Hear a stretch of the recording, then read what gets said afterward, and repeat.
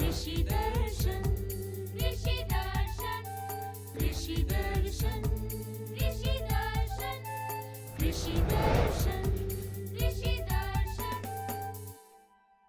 खेत खलिहान और सफल किसान कृषि दर्शन कार्यक्रम में आप सभी किसान भाई बहनों का स्वागत है। झुमकी बहन का तहे दिल से जोहार और साथ ही साथ गंदरू भाई की तरफ से भी किसान भाइयों को नमस्कार। तो देर न करते हुए चलिए आपको लिए चलते हैं कृषि समाचार की ओर। नमस्कार, कृषि समाचार में आपका स्वागत है। मैं हूं शशि। आइए देखते हैं आज कृषि समाचार में क्या है खास। जिला पशुपालन विभाग सिमडेगा द्वारा किया जाएगा लाभुकों का चयन। प्रधानमंत्री ने शुरू किया राष्ट्रीय मृदा परीक्षण स्वास्थ्य कार्ड योजना। सब्जी फसल नेनुआ के बेहतर उत्पादन के लिए लगाएं उन्नत पूसा सुप्रिया। अब समाचार विस्तार से। सिमडेगा जिला पशुपालन विभाग द्वारा वित्तीय वर्ष 2014-15 में कुक्कुट विकास योजना, सूकर विकास योजना और बकरा विकास योजना चलाई जा रही है। जो आवेदक इस योजना से लाभ लेने के लिए पूर्व में आवेदन कर चुके हैं, वो अपने सभी आवश्यक कागजात लेकर दिनांक 6 मार्च को जिला पशुपालन कार्यालय पहुंचे। इसी दिन लाभुकों का चयन किया जाएगा। बीते दिनों राजस्थान के सूरतगढ़ में प्रधानमंत्री नरेंद्र मोदी ने राष्ट्रीय मृदा परीक्षण स्वास्थ्य कार्ड योजना की शुरुआत की। इस दौरान उन्होंने कहा कि किसानों को पता होना चाहिए कि जिस मिट्टी पर वह मेहनत कर रहे हैं उसकी तबीयत कैसी है। प्रधानमंत्री ने इस संदर्भ में एक नया नारा दिया, स्वस्थ धरा खेत हरा। बैगन फसल में फल छेदक कीट के रोकथाम के लिए किसानों को फसल प्रबंधन की जानकारी रखना बहुत जरूरी है। आइए इस संबंध में जानते हैं कृषि विशेषज्ञ की सलाह। तो बैगन में देखिए फल तना फल छेदक कीड़ा लगती है, तो इससे रोकथाम के लिए किसान को पहले तो फसल प्रबंधन के बारे में पूरी तरह से उसको जानकारी होना चाहिए, क्योंकि बैगन एक ऐसा फसल है जो उसमें बहुत ज़्यादा कीटनाशक का प्रयोग होता है। तो शुरू से ही इसका हम लोग प्रबंधन करते हैं। तो जैसे ही बैगन को अगर हम लोग उसका गाछी लगाते हैं तो उसको बीज को क्लोरोपाइरीफेस का 2 ml का घोल बना के 1 लीटर पानी में उसको बीज को जड़ को आधा घंटा डुबाते हैं, फिर उसको रोपाई करते हैं। और जैसे ही हम लोग बैगन 15 से 20 दिन की हो जाती है तो समय पे उसका कोड़ाई कर दें। कोड़ाई करने के बाद उसको में कोई एक कीटनाशक जो कि आपके पास उपलब्ध हो उस कीटनाशक का छिड़काव कर दें, जो नज़दीकी बाज़ार में उपलब्ध हो उसके छिड़काव कर दें। और आपका कार्बेंडाजिम जो दवा आती है उसका हमेशा 15 दिन पे कार्बेंडाजिम का 2 ग्राम प्रति लीटर के हिसाब से छिड़काव 15 दिन के अंतराल पे करते रहें, ताकि उसमें बीमारी कम लगे।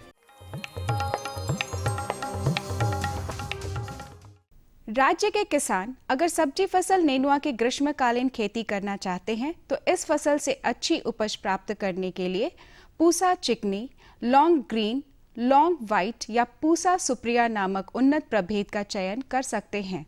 लत्तेदार सब्जी फसल नेनुआ की ग्रीष्मकालीन खेती के लिए फरवरी में बुआई का काम संपन्न कर लें।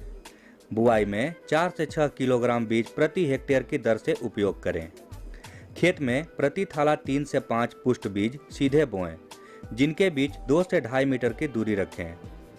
इन वैज्ञानिक तरीकों को ध्यान में रखते हुए अच्छी उपज देने में सक्षम उन्नत प्रभेद पूसा चिकनी, लॉन्ग ग्रीन, लॉन्ग व्हाइट या पूसा सुप्रिया लगाएं। इनकी उत्पादन क्षमता 125 से 150 क्विंटल प्रति हेक्टेयर है।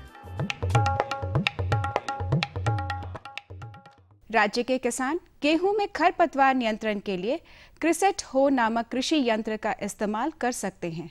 इस यंत्र की क्या खासियत है, आइए इस संबंध में जानते हैं अपने कृषि विशेषज्ञ से। गेहूं में खरपतवार नियंत्रण के लिए जो यांत्रिक विधि है उसमें भारतीय कृषि अनुसंधान संस्थान नई दिल्ली द्वारा विकसित एक क्रिसेट हो है, जिसकी सहायता से हम निकौनी कर सकते हैं। उसमें 20 से 25 दिन पे और 40 से 45 दिन पे उसे निकौनी करें तो देखा गया है कि काफ़ी हद तक खरपतवार नियंत्रण हो जाता है और मिट्टी को भी किसी प्रकार का कोई नुकसान नहीं होता है। आइए जानते हैं आज के लिए क्या है कृषि विशेषज्ञ की सलाह।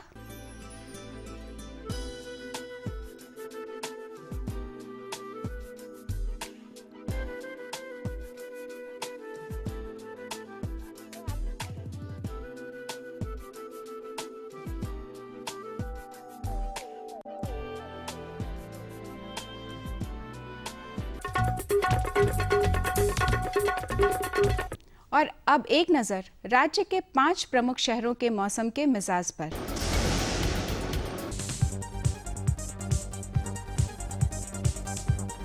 आज राज्य के 5 प्रमुख नगरों के अधिकतम और न्यूनतम तापमान इस प्रकार दर्ज किए गए। रांची का अधिकतम तापमान 26 डिग्री सेल्सियस और न्यूनतम 16 डिग्री सेल्सियस।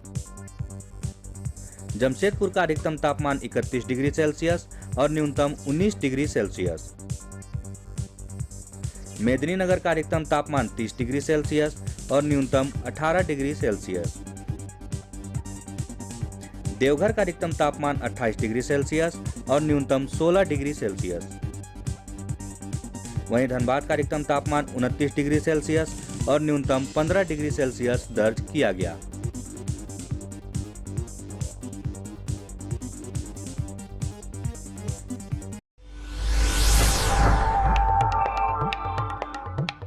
और अब मंडी भाव में आइए नजर डालते हैं अनाजों के भाव पर। चावल मोटा 1950 रुपए से 2250 रुपए। चावल मध्यम 2350 रुपए से 2550 रुपए। चावल उत्तम 3550 रुपए से 4450 रुपए। गेहूं 1700 रुपए से 1900 रुपए। चना 3250 रुपए से 3450 रुपए। दाल अरहर 7150 रुपए से 7800 रुपए। दाल मसूर 7000 रुपए से 7550 रुपए। दाल चना 3900 रुपए से 4500 रुपए। सरसों तेल 8700 रुपए से 9750 रुपए। चीनी 3050 रुपए से 3250 रुपए। आलू 550 रुपए से 1100 रुपए और प्याज 1700 रुपए से 1900 रुपए प्रति क्विंटल रहा। कृषि समाचार में आज इतना ही। अगले दिन अगले अंक में फिर मुलाकात होगी कुछ ताज़ा तरीन खबरों के साथ। तब तक के लिए दीजिए इजाजत। नमस्कार, जोहार। किसान भाइयों, अभी आप देख रहे थे कृषि समाचार, जिसमें कृषि से संबंधित तमाम तरह की जानकारी आपको मिली। मौसम के मिजाज से अवगत हो गए और मंडी के भाव का भी पता चल गया। झुमकी बहन, बिल्कुल सही कहा आपने। अब यहाँ पर एक छोटा सा विराम ले ले हम लोग। बिल्कुल। तो विराम के बाद हम पुनः हाजिर होते हैं। किसान भाइयों, आप बने रहिए हमारे साथ। ये लो और बताओ। बस। अरे ये क्या भैया जी, बस इतनी सी रासायनिक खाद? किसानी छोड़ रहे हो क्या? किसानी नहीं, नादानी छोड़ रहे हैं। मिट्टी की जांच कराई है। अब तो लालाजी जितनी जरूरत है उतने ही उर्वरक खेत में डालेंगे। हाँ, किसान भाई आज ही अपने जिले की नजदीकी भूमि परीक्षण प्रयोगशाला में मिट्टी की जांच जरूर करवाएं और मिट्टी में पोषक तत्व, नमी व पौधे के विकास को देखते हुए केवल जरूरत के अनुसार ही पोषक तत्व डालें। और हाँ, मिट्टी में गंधक, जस्ता, बोरोन जैसे सूक्ष्म पोषक तत्वों का पता लगाना भी न भूलें। उर्वरक और जैविक खाद के सही उपयोग से भूमि का उपजाऊपन बनाए रखें, उत्पादकता बढ़ाएं, खर्चा घटाएं और बहुमूल्य विदेशी मुद्रा बचाने में भी सहयोग दें। और हाँ, धीमी गति से नाइट्रोजन उपलब्ध कराने वाले उर्वरकों जैसे नीम लेपित यूरिया को प्राथमिकता दें और यूरिया का पत्तों पर छिड़काव करें। अरे वाह, तू तो सचमुच समझदार हो गया रे। अधिक जानकारी के लिए संपर्क करें जिला कृषि अधिकारी या किसान कॉल सेंटर।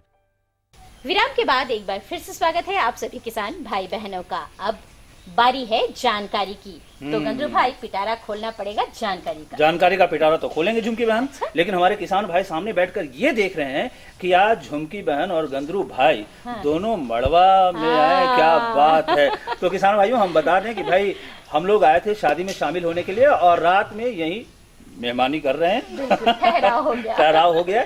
तो हमने सोचा कि भाई अब कार्यक्रम तो करना है और किसान भाई को दिखाना भी है, इंतजार करते रहते हैं। तो चलिए यही हम मड़बे से ही, लेकिन कार्यक्रम जारी है। तो आज हम किसान भाइयों को क्या बता रहे हैं? आप गौ पालन के बारे में कुछ बोलने जा रहे थे। बिल्कुल बिल्कुल बिल्कुल सही कहा आपने। तो गव्य विकास निदेशालय की ओर से गौ पालन के लिए बहुत तरह की योजनाएं हैं किसान भाइयों, और इन योजनाओं का लाभ आपको लेना चाहिए। ये योजनाएं क्या हैं और कैसे लेंगे लाभ इसका, इन तमाम बातों की जानकारी हम आपको दिलवाएंगे। और ये जानकारी दे रहे हैं हमारे विशेषज्ञ डॉक्टर सुरेश कुमार जी। आइए देखें। किसान भाइयों, क्या आप जानते हैं कि पशुपालन भी रोजगार का एक बहुत ही अच्छा साधन और माध्यम है, जिसके द्वारा आप अपने घर को काफ़ी हद तक सुरक्षित कर सकते हैं, आर्थिक रूप से मजबूत कर सकते हैं। और इन्हीं सब बातों पे बात करने के लिए हमारे साथ हैं डॉक्टर सुरेश कुमार सिन्हा जी। इनसे हम बात करेंगे कि सरकार जो है उन पशुपालकों को जिनके पास देसी नस्लें हैं उनको उन्नत करने के लिए किस तरह का प्रयास कर रही है। सर, आपसे हम ये जानना चाहेंगे कि गौ विकास निदेशालय जो है वो किस तरह से नस्लों के सुधार के लिए ग्रामीणों के बीच में काम कर रहा है। खंड सरकार ने एक नेशनल लेवल के एनजीओ है बाइफ, जिसका हेडक्वार्टर पुणे है, उसके साथ एग्रीमेंट 2006 में हुआ है। वो काम है कि भाई हम आपके राज्य में नस्ल सुधार कार्यक्रम करेंगे। 2006 से चल के आज तक 860 केंद्र चल रहा है और भी आगे 1500 तक जाना है इस वित्तीय वर्ष के अंत तक। उसमें अंतर्गत इस जिले में, खूंटी जिले में जहाँ बैठे हैं वहाँ पर 18 केंद्र चल रहे हैं। 18 केंद्र में हर एक प्रखंड और खूंटी और कर्रा ये सब प्रखंड में 2-2, 3-3 हैं, जिसके माध्यम से जो किसान के उपलब्ध है, जो हमारा नेचुरल रिसोर्स है कि छोटी छोटी बाछी है जो कि दूध नहीं देती है या दूध बहुत कम देती है, उसके लिए हम जो है उनके घरों पर जाते हैं और उनका जो कृत्रिम गर्भधान करते हैं। इस तरह से प्रचार प्रसारित किया गया है कि जैसे ही आपका भाई आता है गर्मी में गाय, तो उसको आप बांध करके रखें और हमारे सेंटर इंचार्ज को खबर करें, तो वो जा करके उससे पूछ लेता है। 2-3 बातें पूछता है। पहला कि आपकी गाय कब गर्म हुई भाई है, गांव का आपका जो घर है वो कहाँ लोकेशन पे है और कितने बजे हुई है, उसी के हिसाब से वो बता देता है कि अब इतने बजे हम आएंगे। और ये हमारा कार्यक्रम जो है घर पहुंच सेवा के मोटरसाइकिल से जाता है और कृत्रिम गर्भधान कर देता है जी। तो ये इस तरह से हम लोग जो है माने नीड बेस्ड, जिस जानवर में ज़्यादा जैसा जरूरत है उस हिसाब से उनको सीमन दिया जाता है। मान ली कोई जर्सी गाय है तो उसको जर्सी का सीमन जो है जी। और इसके लिए झारखंड सरकार ने प्रजनन नीति बनाया है। 2012 में प्रजनन नीति बताया, झारखंड प्रजनन नीति 2012, उसके अनुसार जो है उसका नष्ट किया जाता है, मैंने सीमन डाला जाता है। क्योंकि सुदूर ग्रामीण क्षेत्रों में क्या है कि यदि संकर नस्ल की जो आ जाएगी बाछी तो उसका लालन पोषण सही आसान से नहीं हो सकेगा। तो वहाँ देसी जो हमारा जो इंडिया का अच्छे ब्रीड है, रेड सिंधी, साहिवाल, उससे गर्भधान कराया जाता है।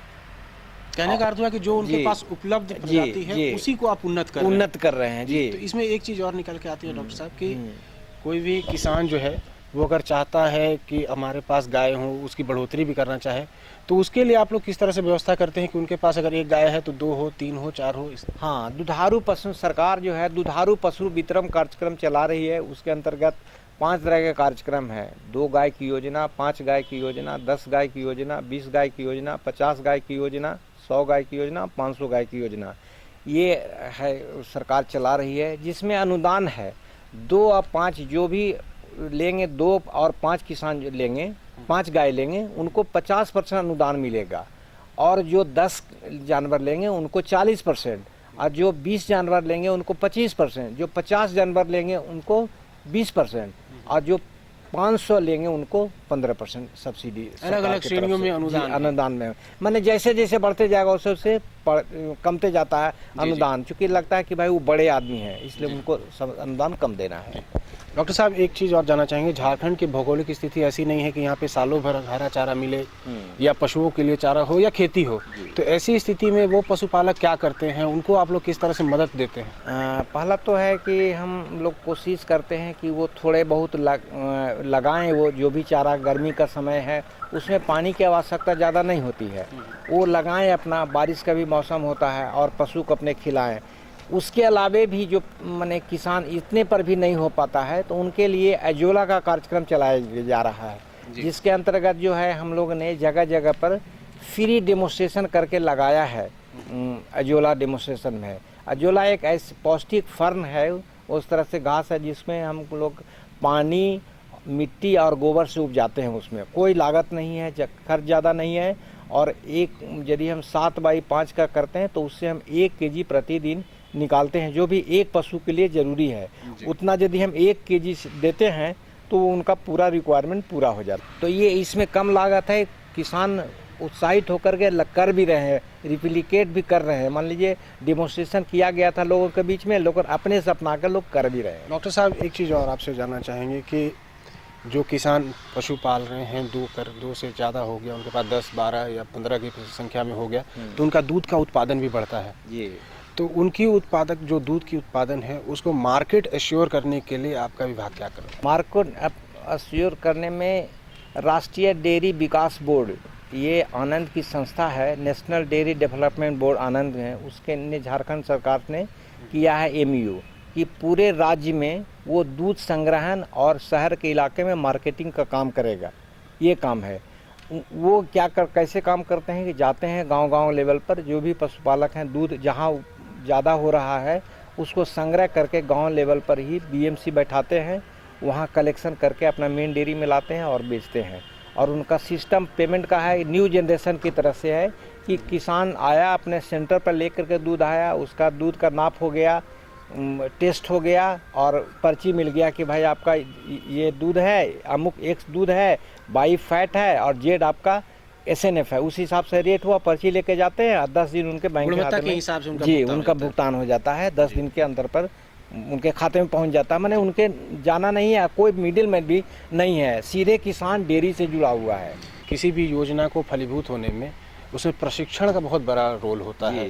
किसी भी योजना के लिए जानकारी को देना, प्रचार और प्रसार, तो उसके लिए आपका विभाग किस तरह से काम करता है? हाँ, प्रशिक्षण के लिए झारखंड सरकार ने 2 जगह पर, एक दुमका में, रांची में प्रशिक्षण केंद्र खोल करके रखा है, जहाँ बेसिक जानकारी दूध उत्पादन का, पालन पोषण का, बछिया पालन का और उसके बाद हरा चारा का प्रशिक्षण दिया जाता है, जिसके लिए हम गांव के जो भी किसान इस तरह के हैं लाभान्वित होना चाहते हैं, उनको हम लोग रांची और दुमका भेज के प्रशिक्षण दिलाते हैं। दुमका जो प्रशिक्षण केंद्र है संथाल परगना, धनबाद और गिरिडीह के लिए है, माने 8 जिले के लिए, बाकी 14 जिले के लिए रांची में प्रशिक्षण केंद्र है, जहाँ पर हमारा 5 दिन से 7 दिन का प्रशिक्षण दिया जाता है। भाइयों, देखा कि डॉक्टर साहब ने किस तरह से बताया कि पशुपालन जो है वो कृषि के साथ साथ किया जा सकता है और अपने आसपास जो आपके घर पे नस्ल है उसको ही आप और ज़्यादा उन्नत कर सकते हैं, उससे और अधिक दूध का उत्पादन कर सकते हैं। तो किसान भाइयों, कृषि के साथ साथ आप पशुपालन भी करें और अपनी आर्थिक स्थिति को भी अच्छा करें। आज के लिए इतना ही, अगले अंक में फिर मुलाकात होगी, तब तक के लिए धन्यवाद। चलिए, बहुत अच्छी जानकारी, बहुत अच्छी जानकारी थी और हम उम्मीद करते हैं कि हमारे किसान भाइयों को ये जानकारी पसंद आई होगी। लेकिन किसान भाई बहनों, आप देख रहे होंगे जानकारी के बाद हमारे साथ जुड़ चुके हैं हमारे बुधना भाई। तो जोहार का बुधना, तब रात में खूब शादी में मजा किया ना? आजू नाचे थे मजा करने, तो मजा नहीं करेंगे दादा। खूब नाचा लेकिन नहीं? बढ़िया। चलिए, अच्छा है। तो क्या ख्याल है? तो दादा, हम लोग ना एगो सफल किसान से आपको मुलाकात करे का? कराओ, एकदम कराते हैं। जून उनका नाम है उमेश महतो। तो नाचते नाचते परिचय हुआ क्या? हाँ, जून राते में परिचय हुआ। तो चलिए, बहुत अच्छी बात है। त्योहार के साथ साथ, पर्व त्योहार के साथ साथ किसान भाई बहनों से भी मुलाकात हो जाती है, वो भी सफल किसान से अगर मुलाकात हो गई है तो ये तो बहुत ही बढ़िया बात है। तो आइए मिलते हैं उनसे, उमेश कुमार जी से। आज हम हैं रांची जिला के बेड़ो प्रखंड अंतर्गत हरिहरपुर जामटोली गांव में। यहाँ हम बातचीत करेंगे एक सफल किसान उमेश महतो जी। आपको ये खेती बाड़ी करने का जो गुर या सीख आपको कहाँ से और कैसे मिली? ये सीख हमारे पुराने जो दादा दादी थे, माँ पिताजी थे, उससे हम लोग को परंपरागत मिलते गया और उन्हीं से हम सीखने का प्रयास किए। हम लोग जब छोटा थे तो माँ पिताजी खेती करते थे, तो कभी कभी हम लोग खेत जाया करते थे। खेत जाने के बाद हम लोग उन लोगों को जब देखते थे कि उस समय तो छोटा छोटा कुआं था, लाट बारहा का परंपरा था, उसी से देखने के बाद हम लोग कुछ सीखने का प्रयास किए। माँ पिताजी हम लोग का उस समय छोटा छोटा हल बैल रखा करते थे, छोटा तबका में खेती करते थे, उससे सीखने का प्रयास किए। और आज जो है उस समय जोताई जो होता था वो हल बैल से होता था। आज हम लोग उसको आधुनिक तरीका से ट्रैक्टर का माध्यम से जोतने का काम किए और अभी फ़िलहाल में रोटावेटर एक हल आया है, उससे हम लोगों को जोतने के बाद बहुत बड़ा लाभ मिला है। उससे जोतने से अभी हम लोग का मिट्टी जो है वो एकदम चेंज होता है और अभी जितना भी घास है, खरपतवार है, ये पूरे सड़ गल जाता है, मिट्टी में मिल जाती है। हाँ, इस प्रकार से हम लोग जो है एक नया तरीका अपनाने का प्रयास किए। आज उस जिस जमीन का जो जोताई होता है रोटावेटर से, उसमें फसल भी बहुत बढ़िया हो रही है। उमेश जी, पहले आपके जो बाप दादे थे उस समय जो खेतों में लगाने के लिए जो बीज, जो परंपरागत बीज उपयोग करते थे या कैसे बीज उपयोग करते हैं, और आज आपका कौन सा बीज? उस समय जो है परंपरागत जो चली आ रही थी, अपना खेत से ही वो बीज उत्पन्न होता था, वही बीज दोबारा लगाते थे हमारे माँ पिताजी, जिससे फसल हम लोगों का बहुत बढ़िया नहीं हो पाता था।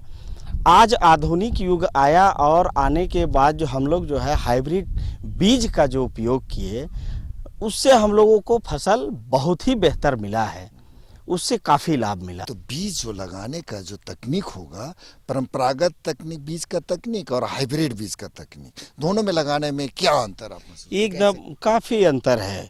उस समय हम लोगों को बीज ज़्यादा मात्रा में लगाना पड़ता था, आज हम लोगों को बहुत कम मात्रा में बीज उपयोग करना पड़ रहा है, क्योंकि वो कम पैदा होता था, ये कम जगह घेरता है और बढ़िया फसल मिलता है हम लोगों को। अच्छा, पहले जो सिंचाई के उस समय क्या साधन थे और आज आप क्या साधन अपनाते?